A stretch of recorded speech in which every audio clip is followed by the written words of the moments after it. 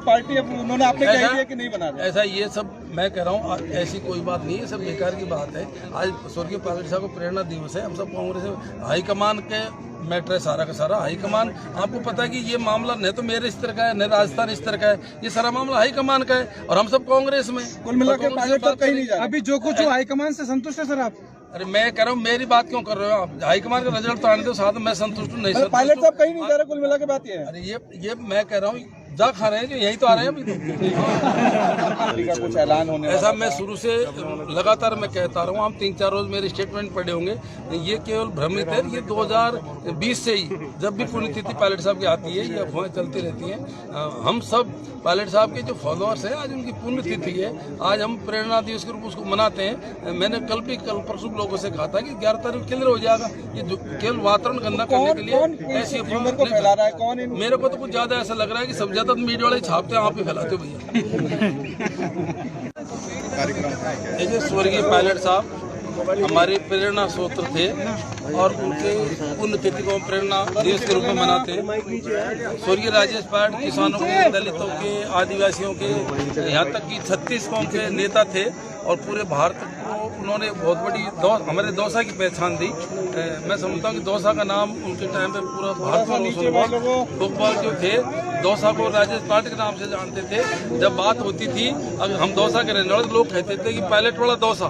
मैं समझता हूँ कि ऐसा महान नेता की आज पुण्यतिथि है और हम सब उनके अनुयायी हैं।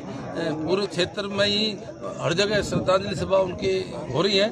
निश्चित ही हमको उनकी कार्यप्रणाली से, उनको गरीबों के प्रति, मजदूरों के प्रति जो उनके दया भाव थे। और पायलट साहब ये भी कहते थे, आपने देखा होगा कि जब तक देश की बड़ी कुर्सियों पे उन गरीब परिवारों के, किसानों के बच्चे नहीं बैठेंगे, जब तक सही नीतियां लागू नहीं हो सकती।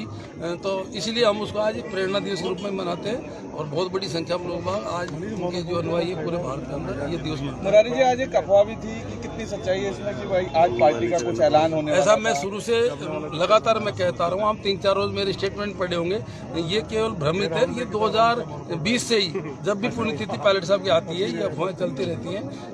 हम सब पायलट साहब के जो फॉलोअर्स हैं, आज उनकी पुण्यतिथि है, आज हम प्रेरणा दिवस के रूप उसको मनाते हैं। मैंने कल परसों लोगों से कहा था कि 11 तारीख क्लियर हो जाएगा। ये केवल वातावरण गंदा करने के लिए ऐसी अफवाहें को फैला रहा है कौन? मेरे को तो कुछ ज्यादा ऐसा लग रहा है कि सब ज्यादा मीडिया वाले छापते हैं, आप ही फैलाते हो भैया। पर सर, उनको सम्मान तो नहीं मिल रहा ना, तो हो सकता है वो भैया, ये प्रेरणा दिवस है, ये ऐसी बात करने का बिल्कुल दिन नहीं है।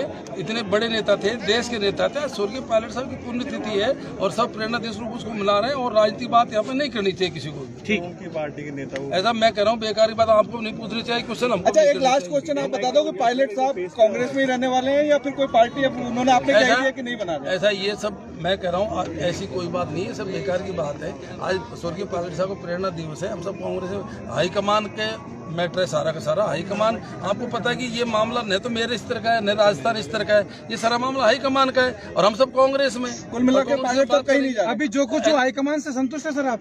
अरे मैं कह रहा हूँ, मेरी बात क्यों कर रहे हो आप? हाईकमान का रिजल्ट तो आने दो, साथ में मैं संतुष्ट हूँ, नहीं संतुष्ट। पायलट साहब कहीं नहीं जा रहे, कुल मिला के बात ये है। अरे ये मैं कह रहा हूँ, जा खा रहे हैं जो यही तो आ रहे हैं अभी तो।